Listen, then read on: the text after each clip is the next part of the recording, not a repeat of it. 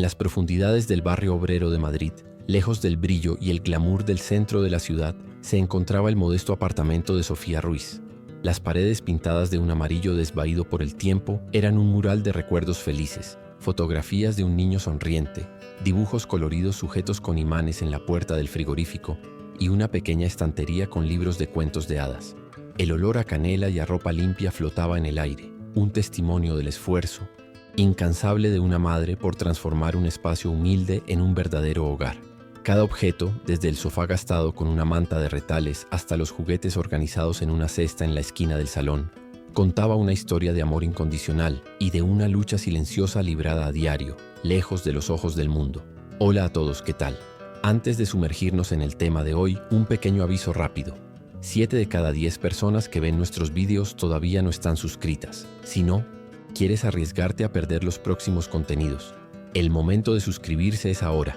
Y deja tu like para demostrarnos que quieres más historias como esta. Listo, aviso dado.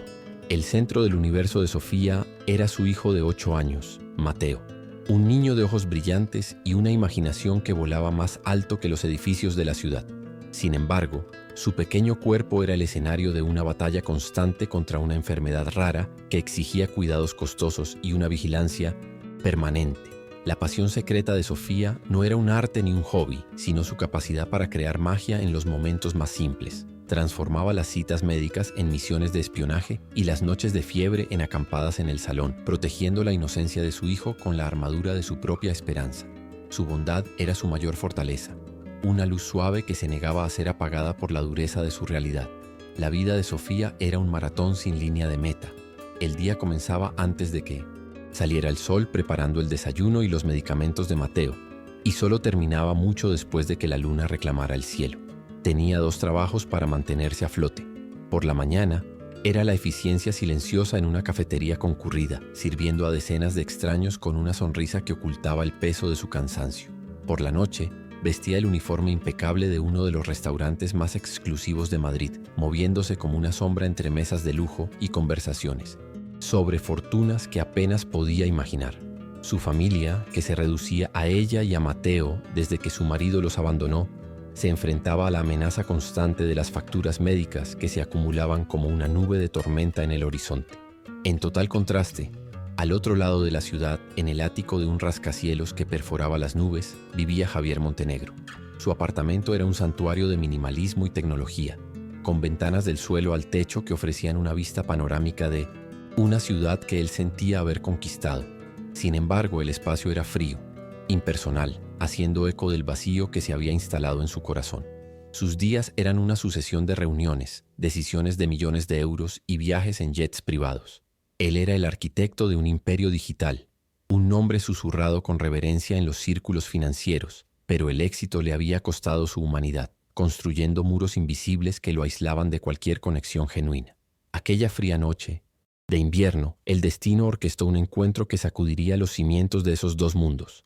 Javier estaba sentado en el restaurante El Jardín de Cristal, el mismo lugar donde Sofía iniciaba su segundo turno. Estaba rodeado de socios de negocios, sus voces un zumbido indistinto de cifras y estrategias. Su mirada, perdida en la danza de las luces de la ciudad a través de la ventana, reflejaba el hastío de un hombre que lo tenía todo y al mismo tiempo no tenía nada. Apenas sabía que a pocos metros de distancia, la camarera que se preparaba para servir su mesa guardaba la llave de su pasado y la única esperanza para su futuro. Una historia sobre reencuentros y segundas oportunidades está a punto de comenzar. Si alguna vez te has sentido conectado a un momento del pasado, suscríbete a nuestro canal para no perderte el desenlace de este viaje. Comenta abajo desde qué ciudad y a qué hora nos estás viendo. Queremos conocer a nuestra comunidad. La conversación en la mesa de Javier era un ballet de palabras vacías, una danza de egos y ambiciones corporativas. Se hablaba de fusiones, de mercados emergentes y de algoritmos disruptivos, pero ninguna palabra contenía sustancia humana alguna. Javier participaba con monosílabos, su mente divagando por los paisajes estériles de su propio éxito. Hacía girar el vino tinto en su copa de cristal, observando cómo el caro líquido se adhería a las paredes de vidrio, sintiéndose exactamente como aquel vino, atrapado en un recipiente lujoso, incapaz de conectar con el mundo exterior. Su fortuna le había comprado un lugar en todas las mesas importantes, pero le había robado la capacidad de disfrutar de cualquier comida, dejándolo hambriento de algo que el dinero no podía comprar. Fue entonces cuando Sofía se acercó. Se movía con una eficiencia silenciosa, una profesional experimentada acostumbrada a ser parte del escenario, y no la escena principal. Su rostro estaba parcialmente oculto por la tenue luz, su atención completamente centrada en el pequeño bloc de notas que sostenía. «Buenas noches, ¿desearían hacer su pedido?», preguntó ella, su voz un murmullo pulcro, entrenado para no molestar.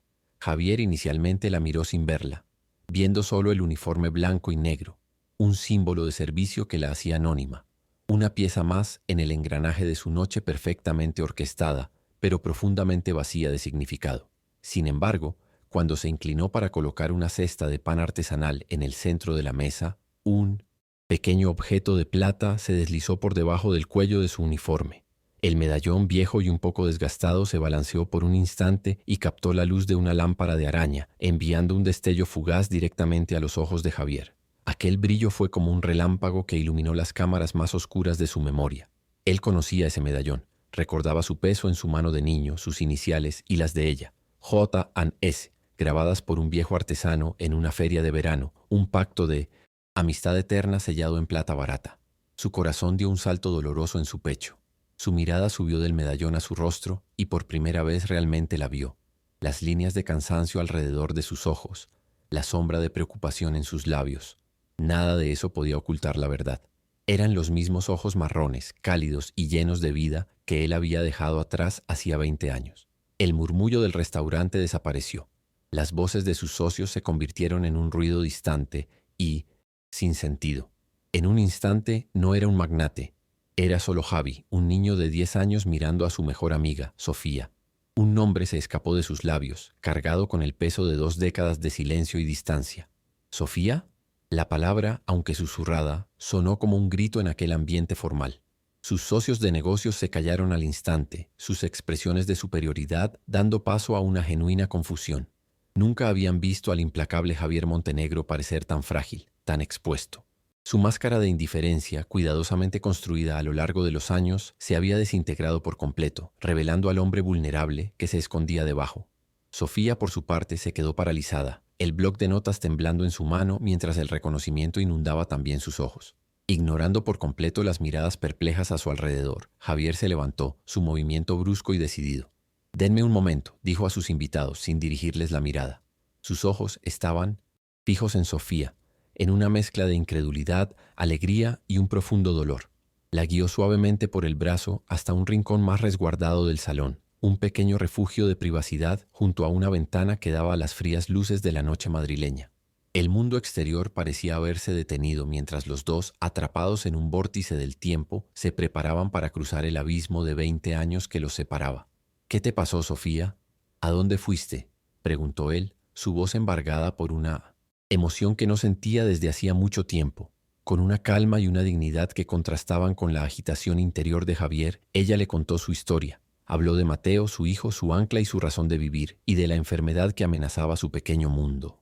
Habló del abandono, de la soledad y de la lucha diaria por sobrevivir, no con el tono de una víctima, sino con la fuerza de una guerrera. No le estaba pidiendo nada, solo compartía la verdad de su vida con el único amigo que su corazón nunca había olvidado de verdad. Cada palabra de ella era un golpe en el corazón de Javier, forjando una culpa tan pesada que casi lo asfixiaba. Mientras él se quejaba de su soledad dorada, ella enfrentaba batallas reales y aterradoras. Su cerebro de CEO, entrenado para optimizar y resolver, entró en acción. «Yo me encargo de esto», declaró él, su voz con un tono de mando que usaba en las salas de juntas. «Dime una cifra. ¿1 millón? ¿2? Firmo el cheque. Mi equipo encontrará a los mejores. Especialistas, una casa mejor, lo que sea necesario». Él pensó que estaba ofreciendo una solución.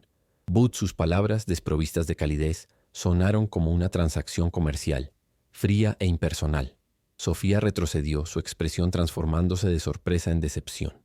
La oferta de Javier, aunque quizás bien intencionada, le pareció un gesto de piedad, una forma de que un hombre inmensamente rico limpiara su conciencia con una pequeña fracción de su fortuna. «No soy una de tus empresas en 1900. Apuros, Javier», dijo ella, su voz baja pero afilada como el cristal. «Mi vida no es un problema para que tú lo resuelvas. No necesito tu dinero y ciertamente no necesito tu lástima. La palabra lástima quedó flotando en el aire entre ellos, una acusación que lo golpeó con más fuerza que cualquier insulto que hubiera recibido jamás. En ese momento de tenso silencio, Javier comprendió la magnitud de su error. Había ofrecido su poder, su riqueza, pero se había olvidado de ofrecer lo único que importaba, a sí mismo. Vio que el verdadero desafío no era financiero. El verdadero desafío era derribar los muros que él mismo había construido, reaprender el lenguaje de la empatía y demostrarle a Sofía y a sí mismo que el niño que le dio aquel medallón de plata todavía existía. La promesa que hizo no fue con palabras, sino con una resolución silenciosa y ardiente. No sería solo un benefactor, sería un amigo. Estaría allí. Su redención acababa de comenzar. La mañana siguiente marcó el inicio de una revolución silenciosa en la vida de Javier Montenegro. Al amanecer hizo una llamada que resonó como un terremoto por los pasillos de su empresa. «Cancelen mi agenda», le dijo a su director de operaciones, su voz desprovista de su frialdad habitual, ahora teñida de una urgencia desconocida. «Reuniones, conferencias, viajes. Cancélenlo todo. No estoy disponible por tiempo indefinido». Al otro lado de la línea, el silencio atónito fue la prueba de que el imperio de Javier acababa de perder, momentáneamente, a su rey, que había abdicado del trono por una causa que nadie en su mundo podía comprender. Su primera visita al apartamento de Sofía fue como entrar en otra dimensión. El espacio era pequeño, los muebles gastados, pero había un alma allí, un tapiz de amor y resiliencia que su palacio de cristal en el cielo no poseía. Se sintió un intruso con su traje de 3.000 euros, torpe y fuera de lugar. Mateo, el hijo de Sofía, lo miró con la desconfianza tímida de un niño acostumbrado a un mundo pequeño y frágil. La primera conversación fue un tropiezo de palabras, un abismo de 20 años que había que cruzar con la delicadeza de quien pisa un terreno sagrado y desconocido. Javier comenzó a movilizar sus vastos recursos de una manera que nunca antes había hecho. En lugar de firmar cheques, se sumergió en los detalles. Encargó a su equipo de investigación, el mismo que analizaba tendencias de mercado, que recopilara todos los artículos médicos, todos los estudios y todos los ensayos clínicos existentes sobre la condición de Mateo. Sus noches, antes ocupadas con cenas de negocios y eventos sociales vacíos, ahora las pasaba en videollamadas con especialistas desde Boston hasta Tokio, su mente analítica absorbiendo terminología médica compleja con una tenacidad que sorprendía a los propios médicos. Una tarde gris, un atisbo del antiguo Javi emergió. Le trajo un regalo a Mateo, no un juguete caro y llamativo, sino un kit de robótica avanzado, apelando a la curiosidad del niño. Se sentaron en el suelo del pequeño salón, rodeados de piezas minúsculas y diagramas complejos, y durante horas no fueron un millonario y un niño enfermo. Eran solo dos constructores montando un futuro en miniatura. Sofía los observaba a distancia, su corazón oscilando entre el miedo y una esperanza que no se había permitido sentir en mucho tiempo, viendo en el brillo de los ojos de su hijo una luz que ningún tratamiento le había dado todavía. Pero el mundo que Javier intentaba dejar atrás no lo liberaría tan fácilmente. Su madre lo llamó, su voz una mezcla de preocupación y desaprobación aristocrática. «Javier, querido, ¿qué rumores son esos?», preguntó ella. «Te están viendo con esa mujer. Tienes que proteger tu nombre, tu posición. Gente como ella es oportunista». Sus palabras eran flechas envenenadas, representando la fría desconfianza de una clase social que veía la vulnerabilidad no como una fortaleza, sino como una debilidad a ser explotada, reforzando la soledad de su nueva misión. Sus socios de negocios fueron más directos. Convocaron una reunión de emergencia donde lo confrontaron con gráficos de rendimiento y proyecciones de mercado. «Javier, estás siendo irresponsable», dijo su COO. «El mercado está inestable. La empresa te necesita. Esta distracción nos está costando millones». Para ellos, la lucha de Sofía y Mateo era solo una variable no deseada en una ecuación financiera. La respuesta tranquila pero inquebrantable de Javier de que había rendimientos más importantes que los financieros los dejó sin palabras, incapaces de comprender su transformación.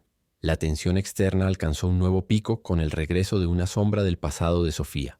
Ricardo, su exmarido, apareció en su puerta sin avisar, con una sonrisa presuntuosa en el rostro. Había oído hablar del ángel de la guarda millonario y venía a reclamar su parte.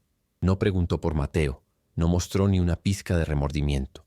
Su único interés era el olor del dinero, y veía en la desgracia de su antigua familia una oportunidad de oro, convirtiéndose en una amenaza inmediata y tangible para la frágil paz que comenzaban a construir. El enfrentamiento entre los dos hombres era inevitable. Ricardo encontró a Javier en la puerta del edificio, intentando usar una táctica de intimidación callejera contra un hombre acostumbrado a destruir competidores en salas de juntas. «Aléjate de ella», dijo Javier, su voz peligrosamente tranquila. «No te debe nada». Ricardo se rió. «Quizás a mí no, pero a ti te va a costar una fortuna. A menos, claro, que me pagues para desaparecer». Era un chantaje descarado, una complicación sucia que amenazaba con convertir el gesto altruista de Javier en un escándalo público. Los abogados de Javier le dieron el consejo lógico y pragmático. «Págale, evita el escándalo, elimina el problema». Era la forma en que el viejo Javier habría manejado la situación. Una transacción limpia para eliminar un obstáculo. Pero se negó. Pagarle a Ricardo sería admitir que el dinero era su única herramienta, su única solución. Se había prometido a sí mismo que esta vez sería diferente. No iba solo a comprar la paz de Sofía, iba a luchar a su lado para conquistarla, incluso si eso significaba ensuciarse las manos. La presencia de Ricardo abrió viejas heridas en Sofía.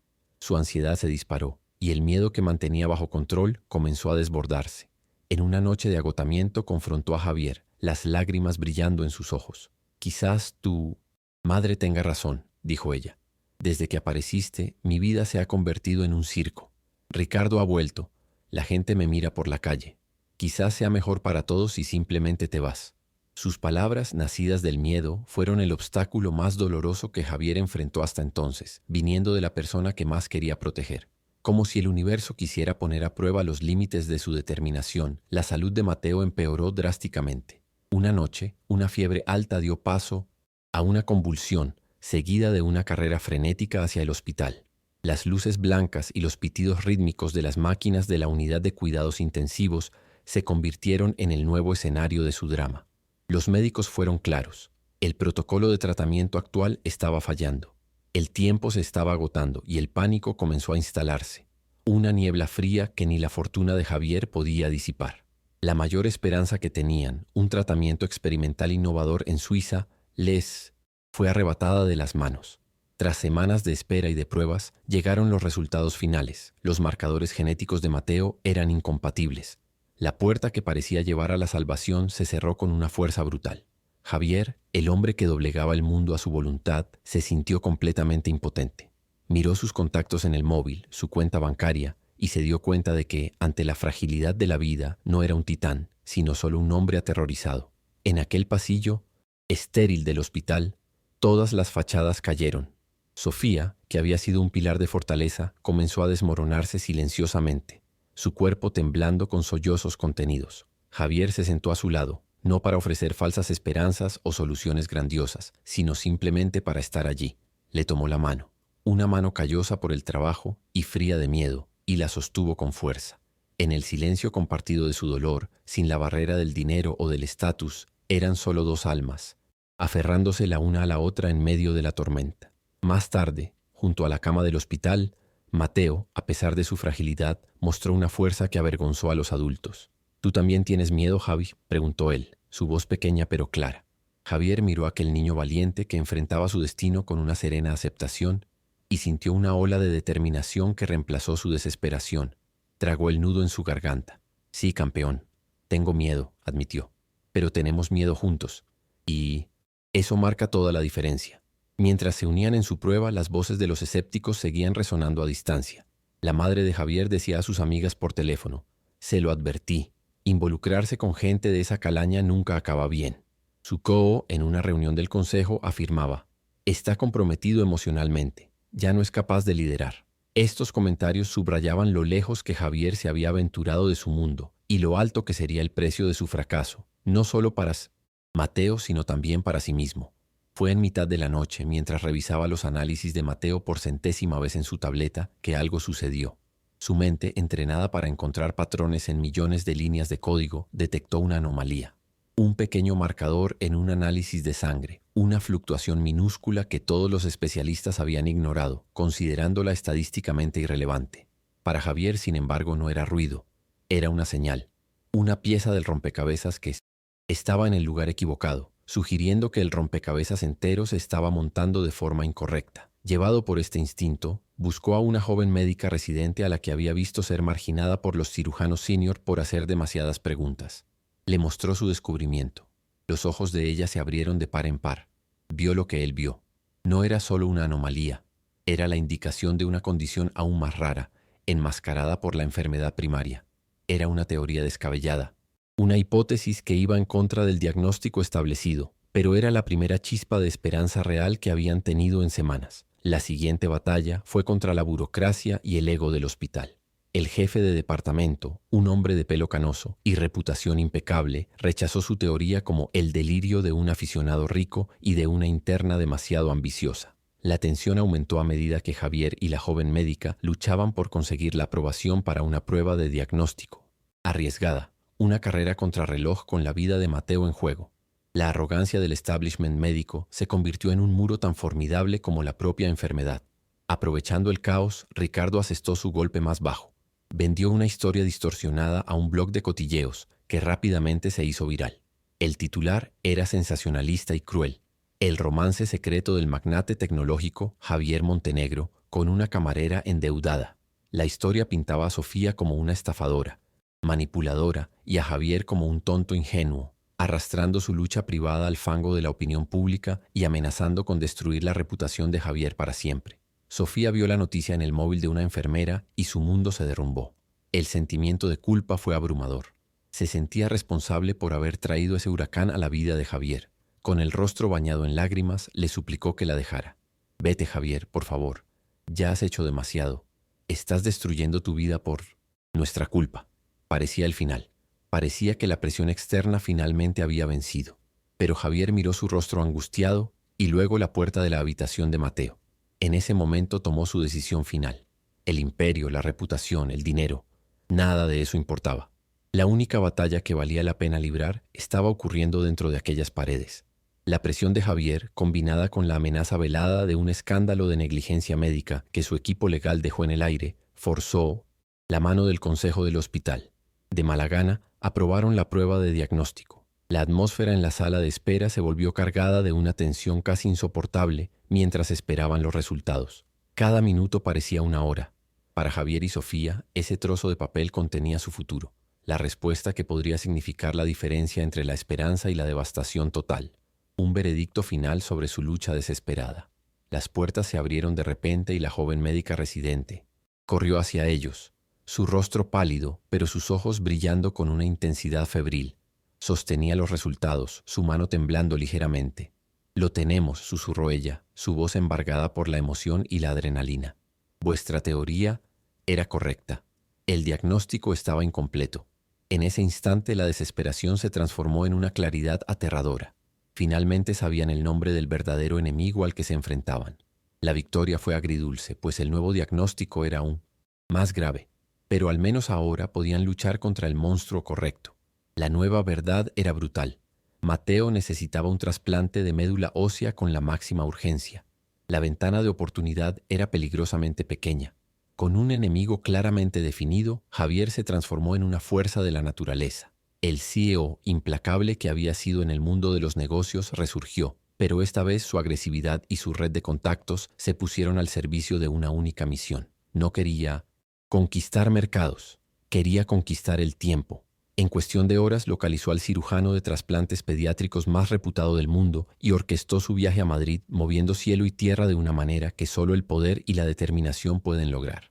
El día de la cirugía llegó envuelto en un silencio pesado y solemne.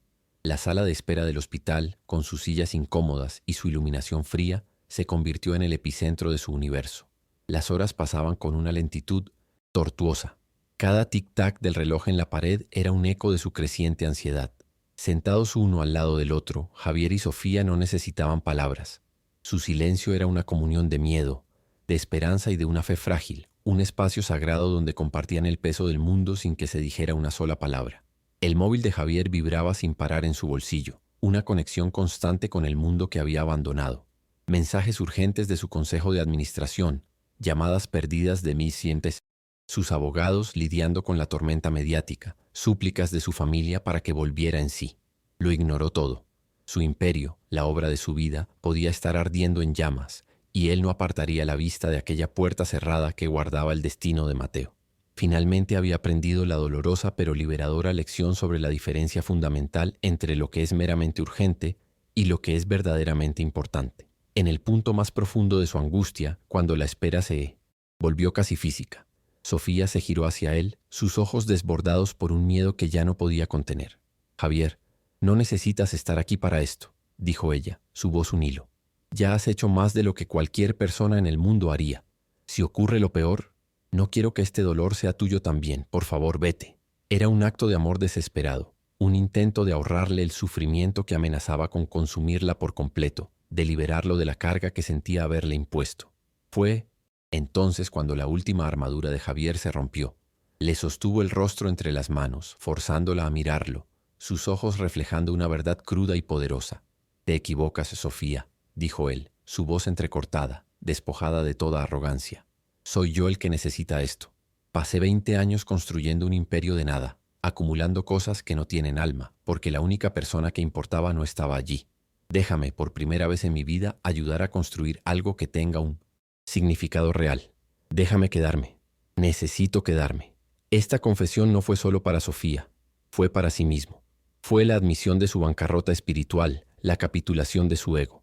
En ese momento no ofreció su dinero, ofreció su alma herida, su arrepentimiento, su necesidad de redención.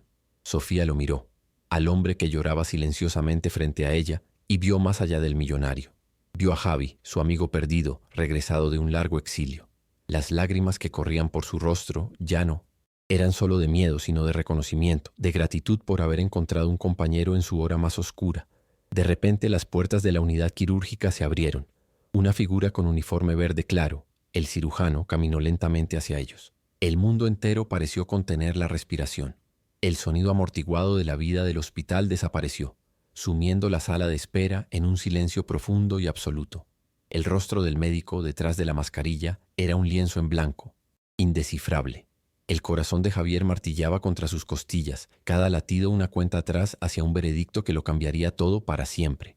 El cirujano se detuvo frente a ellos. Se bajó la mascarilla hasta la barbilla, revelando un rostro marcado por el agotamiento, pero fue en sus ojos donde encontraron la respuesta. Un pequeño, casi imperceptible brillo de alivio. Una leve sonrisa cansada se formó en sus labios. La cirugía fue un éxito, dijo él, su voz tranquila cortándola. Tensión como un cuchillo. Vuestro niño es un luchador. Está estable. Las palabras, simples y directas, tardaron un segundo en penetrar en la niebla de la ansiedad.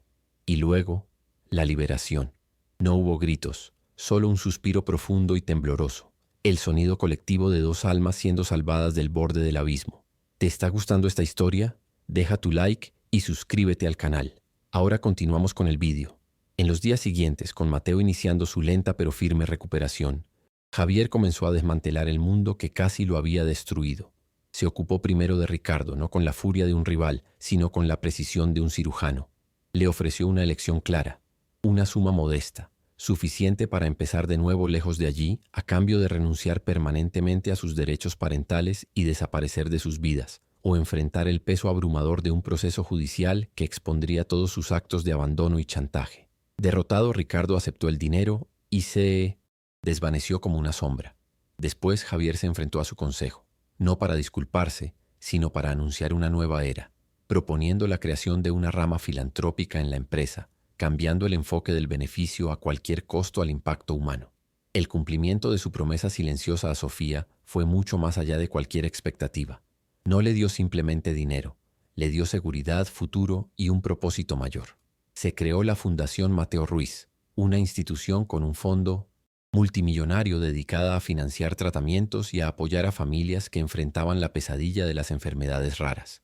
Para Sofía y Mateo compró una casa, no una mansión fría e impersonal, sino un hogar acogedor con un jardín, a pocos pasos de su propia casa, derribando el último muro que separaba sus dos mundos y asegurando que nunca más estarían solos. El vínculo entre ellos, forjado en el fuego de la adversidad, se transformó en algo más profundo que la amistad. El respeto mutuo y el cariño que sentían el uno por el otro florecieron en un amor maduro, tranquilo e inquebrantable. Javier encontró en Sofía una pareja que lo veía más allá de su fortuna, y ella encontró en él un compañero que no intentó rescatarla, sino que eligió luchar a su lado. Juntos, con un Mateo sano y vibrante entre ellos, formaron una nueva familia, no unida por sangre, sino por una elección consciente de amarse y protegerse, construyendo su felicidad sobre los cimientos de su prueba compartida. 5. Años después, la escena es de una paz radiante. En un parque soleado de Madrid, Javier, vestido con vaqueros y un jersey sencillo, empuja en un columpio a un Mateo de 13 años, ahora fuerte y lleno de vida. La risa del niño es la banda sonora de su nueva vida. Sofía los observa desde un banco cercano, una sonrisa serena iluminando su rostro. La mirada atormentada de Javier ha desaparecido, reemplazada por una ligereza y una alegría que ningún negocio exitoso le había dado jamás. Su mirada se cruza con la de una joven madre que llora sola en un banco. Sin dudarlo, se acercan. Javier, con una amabilidad que ahora le es natural, le entrega una tarjeta de la fundación. Podemos ayudar, dice él, perpetuando el ciclo de esperanza que un día lo salvó. Javier Montenegro aprendió en aquel pasillo de hospital que el verdadero valor de un hombre no reside en lo que acumula, sino en lo que comparte. Descubrió que la verdadera riqueza no se encuentra en cajas fuertes o en carteras de acciones, sino en la profundidad de nuestras conexiones con los demás y en el coraje de ser vulnerables. Su viaje le enseñó que el amor y la compasión son las únicas inversiones que nunca se devalúan, capaces de curar las heridas del pasado y de dar un propósito al futuro. Al final, el mayor imperio que construyó no fue de tecnología, sino de afecto, y su legado más importante no fue su fortuna, sino la prueba de que una segunda oportunidad puede, de hecho, cambiar el mundo. ¿Alguna vez has hecho un acto de bondad que cambió una vida? Deja un like si crees que el amor es más poderoso que cualquier riqueza. Suscríbete para más historias de segundas oportunidades. Comenta, el amor no tiene precio si tú también crees en la bondad humana.